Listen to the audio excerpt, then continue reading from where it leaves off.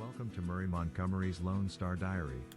Murray is a published author and syndicated newspaper columnist. He writes nonfiction stories about the Old West, most of them about cowboys and pioneers to the Lone Star State.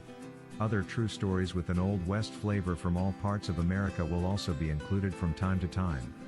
Murray has been writing for some 20 years for the online magazine, Texas Escapes. So sit back and relax, and enjoy these true stories of Old Texas. Now, here's Murray. Hey guys, I'm glad to be back with you this evening. This is our next episode of Lone Star Diary, the non-political podcast. And this is January 1st, 2021. And if you're like me, you're sure hoping that this one does a lot better than the last one. I tell you what, this last year was a bad one for everybody, and it's hanging on. But maybe as time goes by, that maybe we can shake it. I certainly hope so. Well, folks, tonight I'm going to talk about old John Wesley Hardin. John Wesley Hardin. And this is on probably episode number 9, I believe, of Lone Star Diary. And I had written a column about John Wesley many years ago, and I'm going to share that with you tonight. You know, in the year 1895, the famous Texas badman, John Wesley Hardin, was part owner of the Wigwam Saloon in El Paso, Texas. And as usual, he was up to his old habits of drinking, gambling, and raising hell.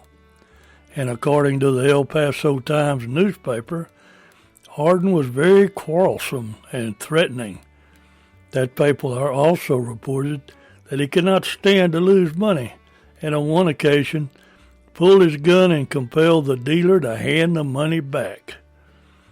On August 19, 1895, John Wesley Hardin finally met his match when he ran up against Constable John Selman.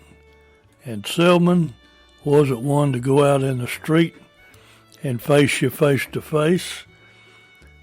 John Wesley met his match with Selman after some harsh words between the two men led to gunfire. And when the smoke cleared, old Wes Hardin was dead. You know, there's several different versions as to how Hardin was killed. Some historians believe that Selman was really no match for Hardin in a face-to-face gunfight. And in his books, Texans, Guns, and History, Colonel Charles Askins gave this account of the confrontation. John Selman walked in and strode up behind Hardin, which was probably the safest way. When he was at arm's length, he whipped out his old .45 and shot Hardin in the back of the head. The version that appeared in the Gonzales Enquirer in Gonzales, Texas, implied that Selman was much too quick for Hardin. But a lot of witnesses said that wasn't true, that Selman knew that he was overmatched, so he got him from behind. According to old newspaper stories, there was an autopsy performed, and it showed Hardin was shot from behind. Regardless of which version is true, the fact remains that John Wesley Hardin died as he had lived, violently. Whereas Gonzales County had been one of Hardin's old stomping grounds, folks here were very familiar with his reputation, and one can only wonder how they reacted when they heard the news of his death. Following are a few excerpts from the original article as it appeared in the Gonzales Enquirer. This article was printed on August 22nd of 1895. Came from the San Antonio Express News via the El Paso paper. And it goes like this. John Wesley Hardin, the noted Texas desperado, is no more. He was shot and instantly killed tonight about 11:30 o'clock in the Acme Saloon by Constable John Selman.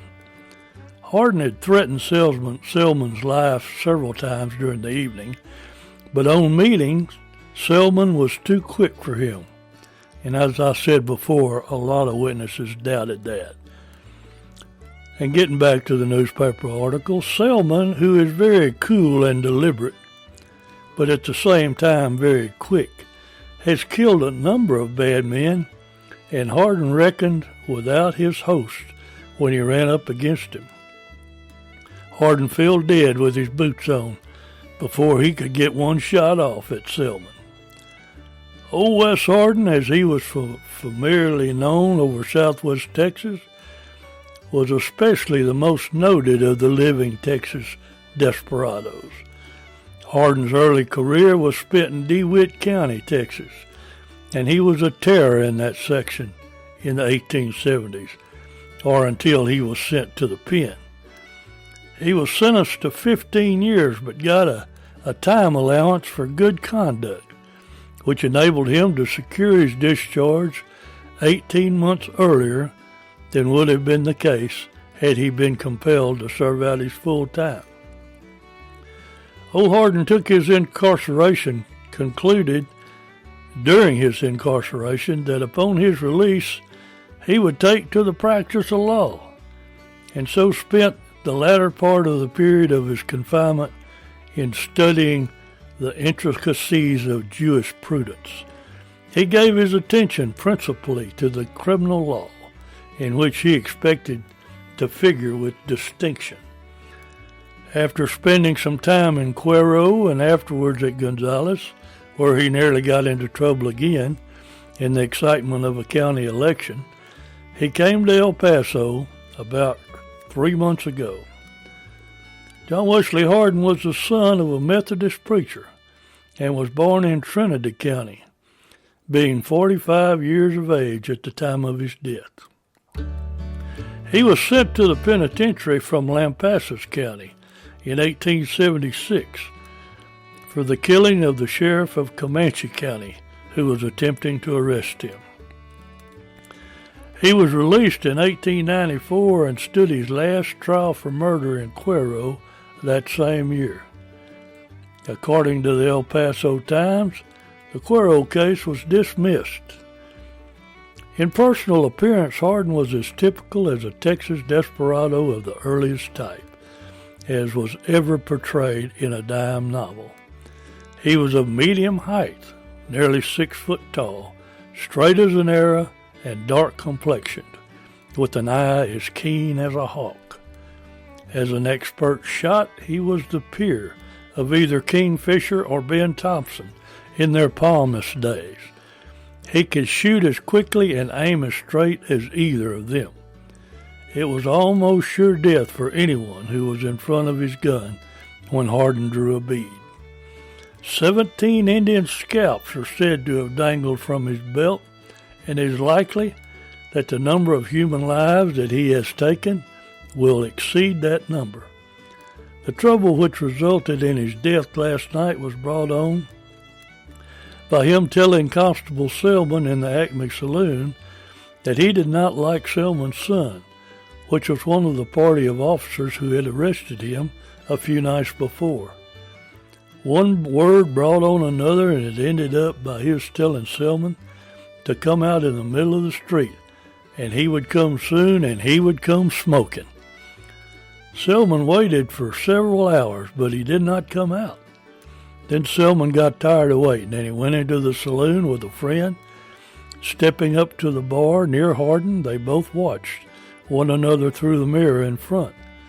After Selman had taken his drink, he said that Hardin reached for his gun, and he pulled his own and turned loose. The first shot crashed through Hardin's brain and killed him instantly. He received 2 more shots while falling to the floor.